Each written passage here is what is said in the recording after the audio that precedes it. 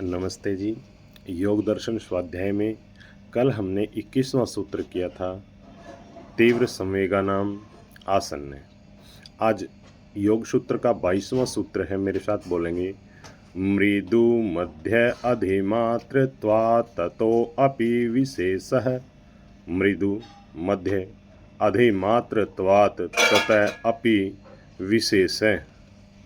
देखिए, साधन की मात्रा हल्की, मध्यम और उच्च मात्रा के अनुसार जो तीव्र संवेग वाले हैं, तीव्र संवेग का मतलब अभ्यास और वैराग्य जिनका तीव्र है, तीव्र अभ्यास तीव्र वैराग्य है, उनमें भी काल का भेद हो जाता है।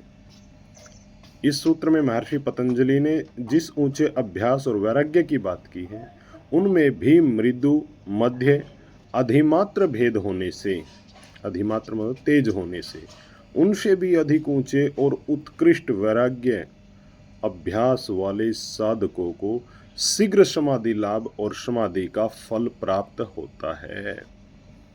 महर्षि पतंजलि इस सूत्र के माध्यम से ये समझाना चाहते हैं कि जीवन के प्रत्येक स्तर पर चीजें तीन चीजों में, मृदु, तीन विभागों में मृदु, मध्य और अधिमात्र, जिसको तेज भी कह सकते हैं, इनमें बट जाती है।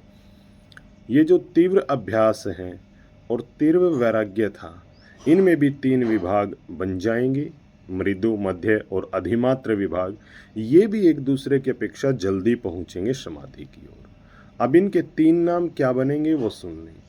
तीव्र अभ्यास, तीव्र वैराग्य, इसका नाम थोड़ा सा बदलेंगे क्योंकि मृदु शब्द और जुड़ रहा है, तो नाम बनेगा तीव्र अभ्यास, मृदु, तीव्र वैराग्य। तीव्र तो है ही, साथ में मृदु और जोड़ दिया। जो 21वें सूत्र में था वह यहाँ पहले वाला है, मृदु तीव्र वैराग्य।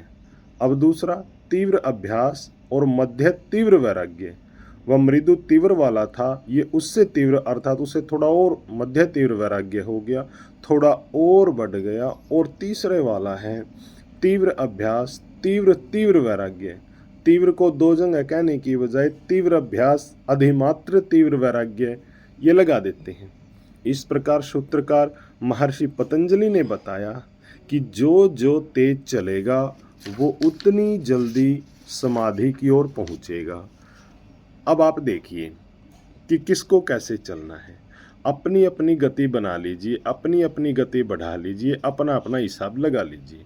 जितनी गति पकड़ेंगे, स्पीड पकड़ेंगे, उतनी जल्दी पहुंचेंगे। कई लोग तो सोचते हैं कि पकड़ लेंगे, कोई भाग थोड़े ना गया मोक्ष, और 2 जन्म बाद चले जाएंगे, अभी तो खा पी लो, मौज कर लो, ले लो मजे, कोई रोकता थोड़ी है। जितना मजे लोगे सजा मिलेगी, और जिसको सजा से बचना है वो मजा छोड़ दे। यहाँ बताया गया है, योग साधनों के अनुष्ठान भिन्न भिन्न स्तर से होने के कारण योगियों को कम या अधिक काल में समाधि और समाधि का जो मोक्ष है, असंप्रज्ञात समाधि, उस मोक्ष की प्राप्ति होती है, ईश्वर का साक्षात्कार होता है। समाधि प्राप्ति में काल का रूप कम या ज़्यादा लगना योग विद्या के प्रशिक्षण देने वाले जो आचार्य हैं उनकी कम या अधिक योग्यता पर आश्रित है, उस पर भी आश्रित है। जो ईश्वर साक्षात्कार तक पहुँचे हुए योगी, वेद और वेदानुकूल ऋषिकृत ग्रंथों के विद्वान, योग विद्या के पढ़ाने और उसका क्रियात्मक रूप में प्रशिक्षण देने में निपुण हैं, शिष्यों को इस विद्या को देने में अधिक समय देने वाले हैं, इस विद्या को पढ़ाने के मुख्य लक्ष्य वाले हैं, ऐसे आचार्यों से योग विद्या पढ़ने से शीघ्र प्राप्ति होती है।